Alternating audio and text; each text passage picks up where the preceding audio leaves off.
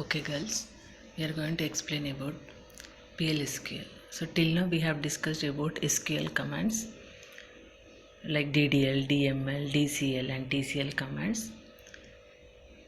Views we have discussed, subprograms we have discussed. So, now is PLSQL. What is PLSQL? PLSQL stands for Procedural Language in SQL. It is highly structured and readable language. It is highly integrated database language. So, extension, in simple words, we can say that extension of SQL language is PLSQL. PLSQL stands for procedural language. So, it is going to take some set of SQL statements to the database engine and it is going to execute at a time. So, till now we have written how to create, how to update, how to alter, how to delete. So like that we have discussed. So in this PLSQL we have functions, we have procedures, we have cursors, we have triggers, and we have exceptions, control statements we have. So how the structure of the PLSQL will be? See the structure. In C language we will have hash include stdio.h, int main, open parenthesis, close parenthesis. In that we will declare variable declaration, we will write printf, scanf statements. Like that we'll have here declare will be there. After that we'll write the variable declarations and we'll write begin and end. So in between begin and end we'll write number of statements, and to print like in C language we have printf statement. So whatever we have written in the parenthesis, that is going to be printed in the output file. So here dbms underscore output dot put line is the output statement. So declare variable declaration, begin number of statements, and we write the dbms output dot print line and end. This is the structure of the PLSQL program. And we have control statements will be there in PLSQL. What are the control statements? We have conditional selection statements, we have loop statements, and we have sequential control statements. What is this conditional select statements? Like if then else, if then. So these are the conditional statements. So whenever a condition is true, it is going to print some of the statements. When the condition is false, it is going to print some of the other statements. Those are conditional statements. Loop statements means, so if the condition is true, it is going to execute within the loop. If the condition is false, automatically it will come out of the loop. Here we have basic loop, we have for loop, and we have while loop. And we'll have exit and continue will be there. Exit is nothing but automatically the statement will not be executed, it will come out of the loop. Continue is nothing but automatically when we exit from the loop, if we write out continue, automatically it will continue the next statements to be executed. And we have sequential control statements like go to, so which goes to a specific statement. So these are control statements. Depending upon the program, we'll use if or if then else, go to, or loops. Okay.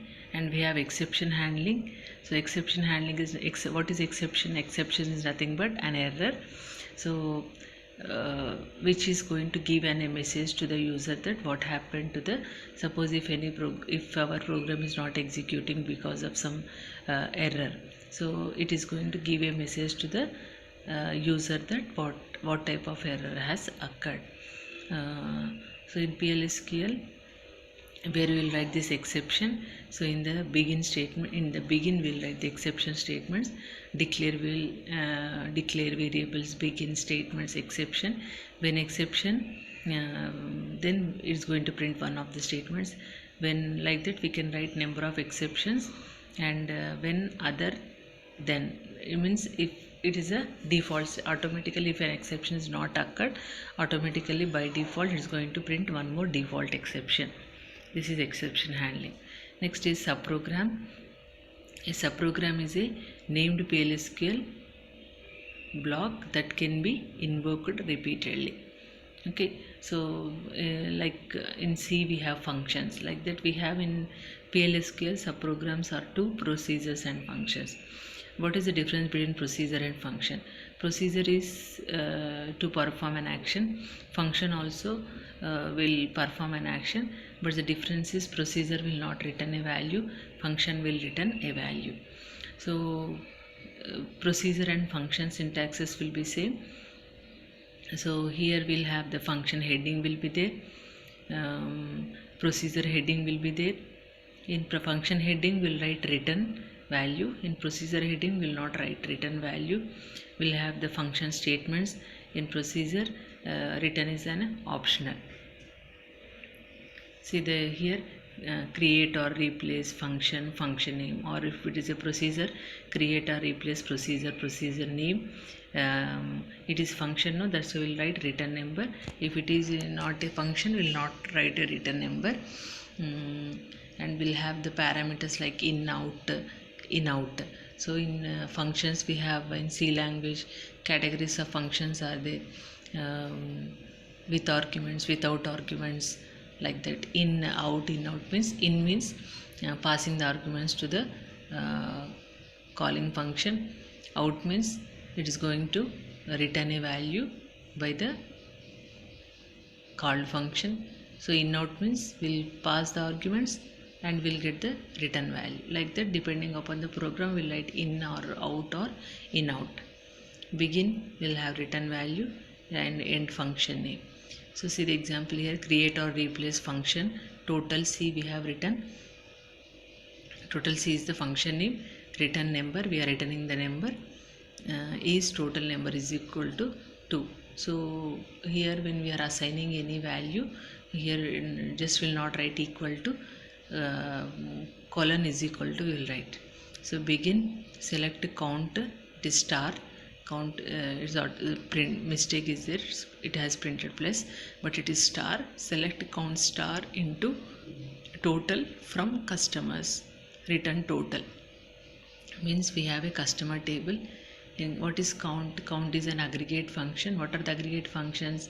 Count, sum, average, minimum, maximum. So count is nothing but it is going to count the number of rows from the table. So in customer table, so we are going to count how many rows are there in the customer table, and those number of rows are copied to total, and that total is returned to this function. So the output of this program function is will get the total number of rows from the customer table. And next concept is packages. So package is nothing but generally what is a package will be there. Package means it consists of some number of different items. So here package is nothing but here we can it consists of functions, procedures, exceptions, like that. So we can write the number of logically grouped to some PLSQL types. So packages will have two mandatory parts: package specification we have to write and package body we have to write. Package specification means you just write the variables, exceptions, like that. Create package name as procedure, find ID, procedure name, CID, customers. So here in package specifications we are defining what the package consists of, like procedure we are writing.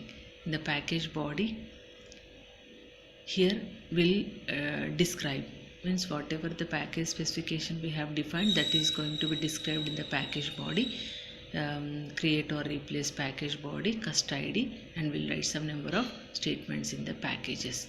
Okay, so this is package, and two more concepts are there, that is cursors and triggers. In the next PPT I am going to explain about these cursors and triggers so that we can complete our portion. Thank you girls.